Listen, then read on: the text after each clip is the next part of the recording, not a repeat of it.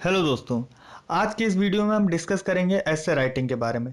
इससे पहले वाले वीडियो में मैंने बताया था इस एग्ज़ाम के पैटर्न के बारे में और लेटर राइटिंग के बारे में।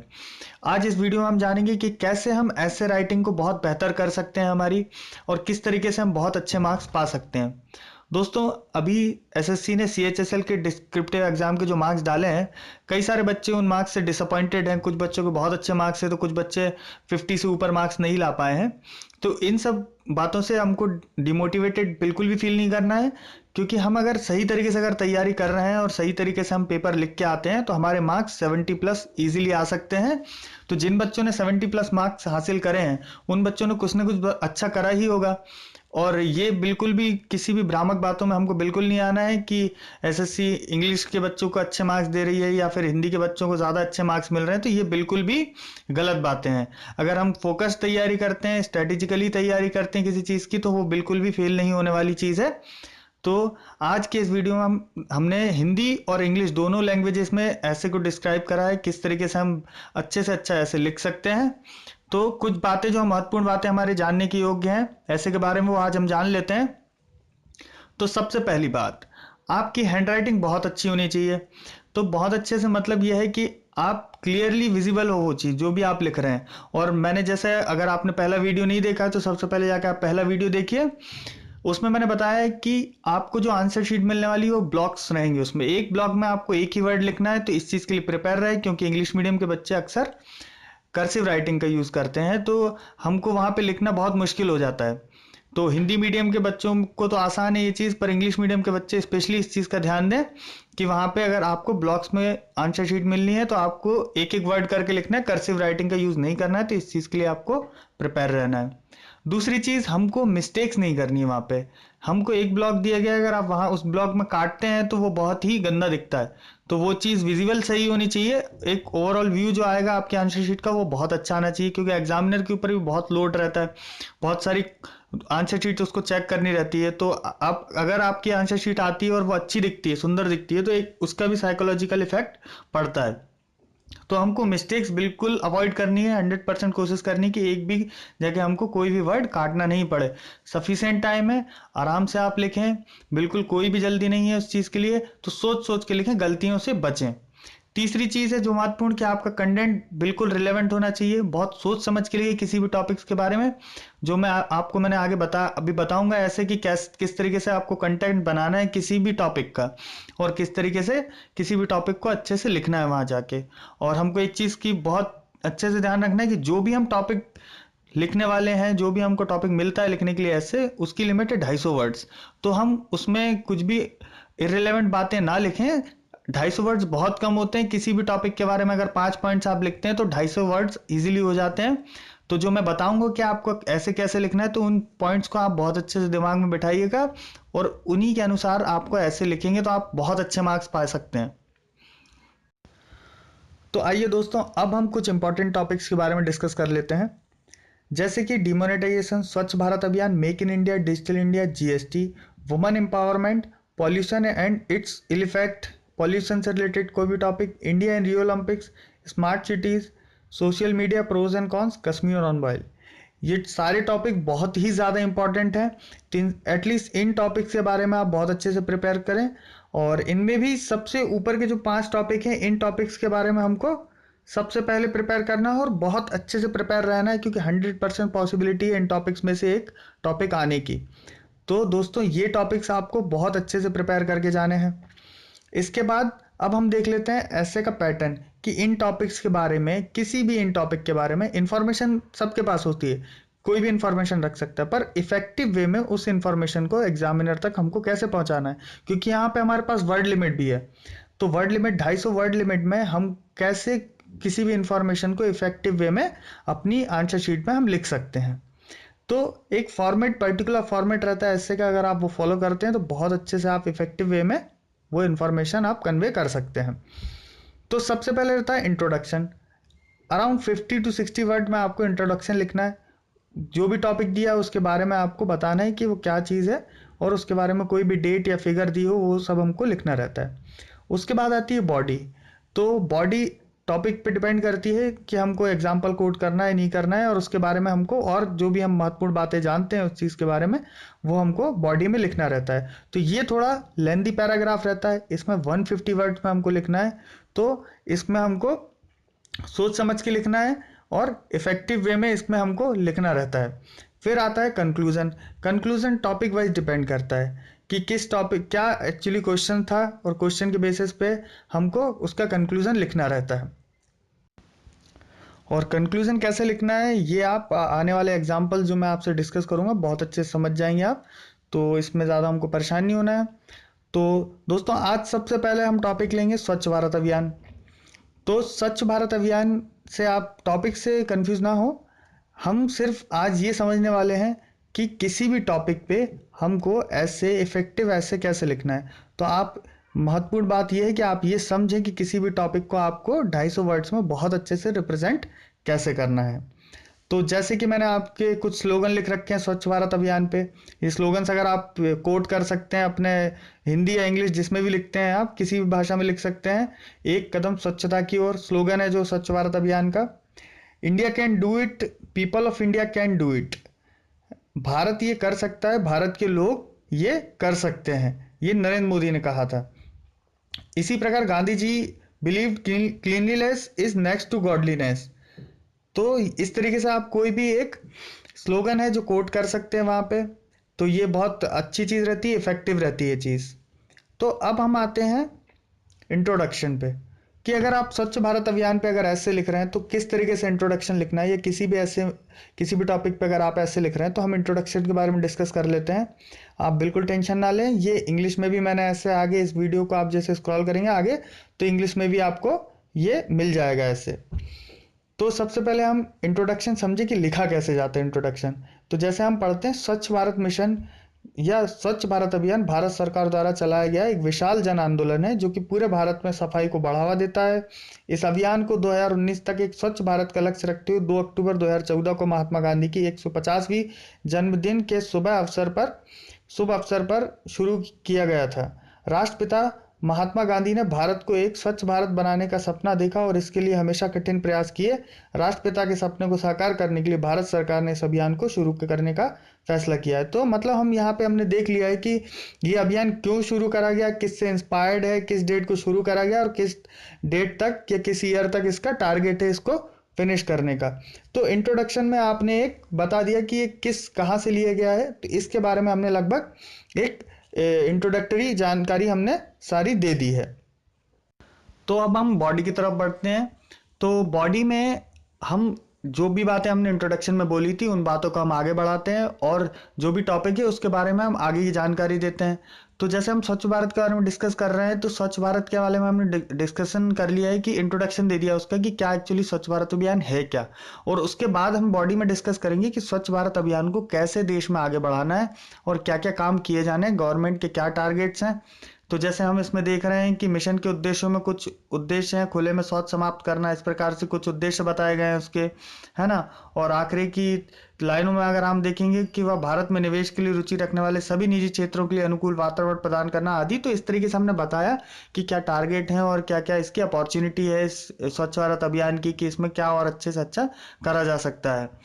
तो इसके बाद अब हम देखेंगे कि कंक्लूजन, अगर हम स्वच्छ भारत अभियान पे अगर हम लिख रहे हैं ऐसे, तो उसका हमको इंट्रोडक्शन देख लिया हमने। इंट्रोडक्शन के बाद हमने ये देखा कि बॉडी में उस बात को आगे कैसे बढ़ाना है हमको, और अब देखते हैं हम कंक्लूजन। मेन चीज जो है कंक्लूजन हमको कैसे लिखना है, तो ये अच्छे से मैं पढ़ के आपको बताता हूँ। इस मिशन की सफलता परोक्ष रूप से भारत में व्यापार के निवेशकों का ध्यान आकर्षित करना, जीडीपी विकास दर बढ़ाने के लिए दुनिया भर के से पर्यटकों को ध्यान खींचना।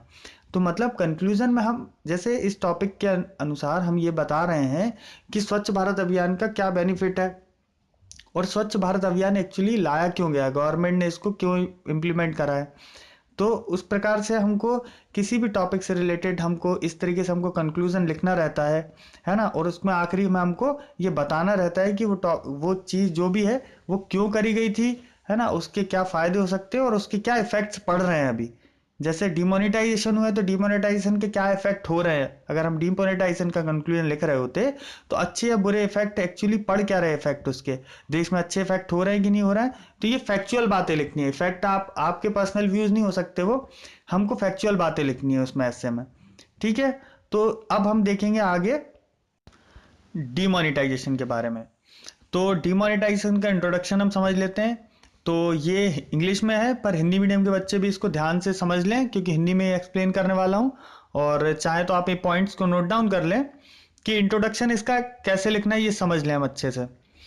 तो इंट्रोडक्शन में हमने लिखा है कि in 2016 the Indian government decided to demonetize 500 and 1000 rupees notes. These note accounted for 86% of country's cash supply. The government's goal was to eradicate counterfeit currency, fight tax evasion, eliminate black money gotten from money laundering and terrorist financing activities, and promote a cashless economy. तो हमने इसमें बता दिया है कि government ने action क्यों लिया, किस ईयर में लिया, और किस किस नोट को डिमोनेटाइज करा है, और वो नोट कितना अकाउंट करते थे हमारी करेंसी में, कैश की वैल्यू में। तो ये एक जनरल इंट्रोडक्शन दे दिया कि डिमोनेटाइजेशन क्यों हुआ है और क्या है डिमोनेटाइजेशन एक्चुअली, है ना। तो अब हम इसके बाद बढ़ते हैं बॉडी की तरफ। तो बॉडी में हम बताएंगे इस डिमोनेटाइजेशन के टॉपिक पे हम कोई एग्जांपल कोट कर सकते हैं, जैसे कि किसी अदर कंट्री में अगर डिमोनेटाइजेशन हुआ था तो क्यों हुआ वहाँ पे और क्या इफेक्ट रहे उसके, और अभी हमारी कंट्री में उसको कैसे इम्प्लीमेंट करा जा रहा है और क्या उसके असर पड़ सकते हैं। तो ये मैंने पॉइंट्स लिखे हैं, इसके बारे में आप और एनालिसिस करके अपने हिसाब से भी कोई और अच्छे पॉइंट्स अगर आपको बनते हैं, कोई और अच्छे एग्जांपल्स आपको मिलते हैं तो वो भी आप इसमें लिख सकते हैं। तो ये जस्ट एक एग्जांपल है कि अगर आपको इंट्रोडक्शन, बॉडी और कंक्लूजन किसी भी टॉपिक के बारे में आपको कैसे डिफरेंशिएट करके किस तरीके से आपको लिखना है। तो जैसे इसमें लिखा है कि individual entities with huge sums of black money were forced to convert the money at a bank which is by law inquired to acquire tax information from the entity. मतलब ये है कि ब्लैक मनी अगर जिस भी व्यक्ति के पास है उसको बैंक में जमा करनी ही पड़ेगी, नहीं तो वो किसी काम की नहीं रहेगी, और उसको फिर टैक्स पे करना पड़ेगा। और आगे दिया गया है कि टैक्स पेनल्टी उसमें 200% है, अगर वो बता नहीं पाता है कि वो मनी कहाँ से आई है तो उसमें 200% टैक्स पेनल्टी है। और इसके बाद जो एग्जाम्पल कोट किया गया जिम्बाब्वे का है, 2015 में जिम्बाब्वियन डॉलर को डिमोनेटाइज करा गया था हाइपर इन्फ्लेशन के कारण।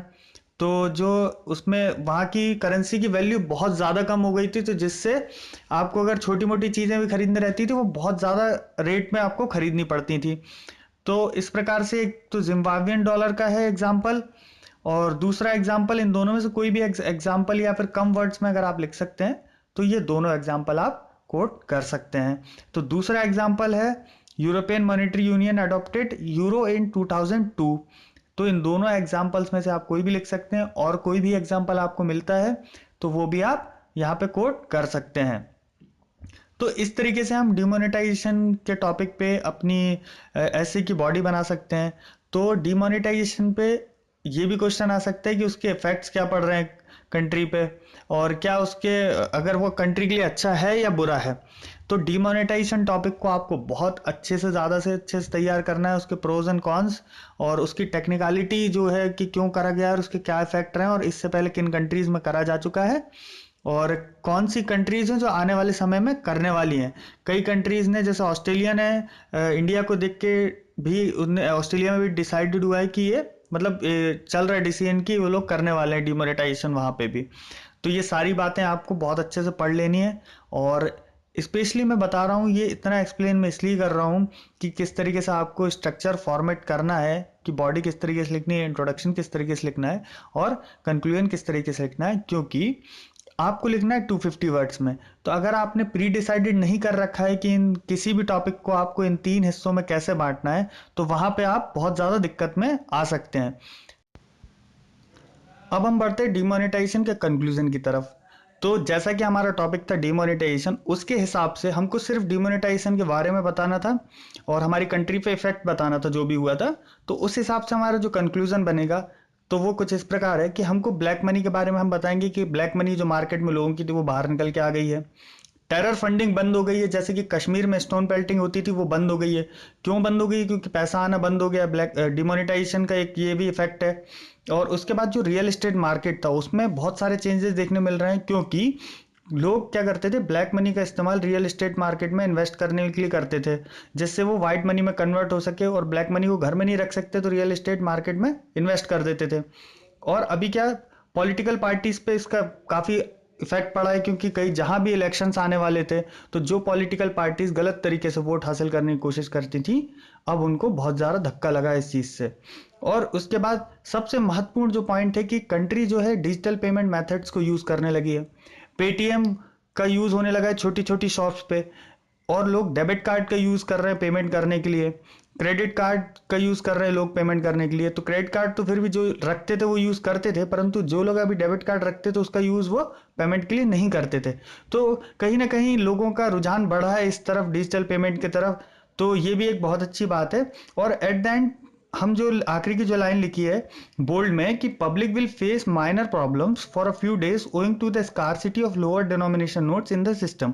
तो ये बात हमको कोट करनी है, क्योंकि पब्लिक थोड़ी बहुत तो दिक्कत होगी पब्लिक को, है ना, परंतु उसके बेनिफिट्स भी हैं। तो हमको सारी बातें बतानी है, अच्छी बातें भी बतानी है और जो दिक्कतें होने वाली हैं लोगों को वो भी बतानी है। तो हमको पूरा सिनेरियो जो डिमोनेटाइजेशन के कारण हुआ है उन सब सब चीज़ों को हमको निष्कर्ष में लिखना है, जो कि हम बोलते हैं कंक्लूजन।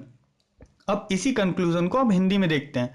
तो हिंदी में हम कुछ इस प्रकार लिखेंगे इस कंक्लूजन को कि इस नोटबंदी के कुछ प्रभाव तो अभी से स्पष्ट दिखने लगे हैं, जैसे नक्सलवाद को गहरा धक्का, भ्रष्ट लोगों में बेचैनी आदि।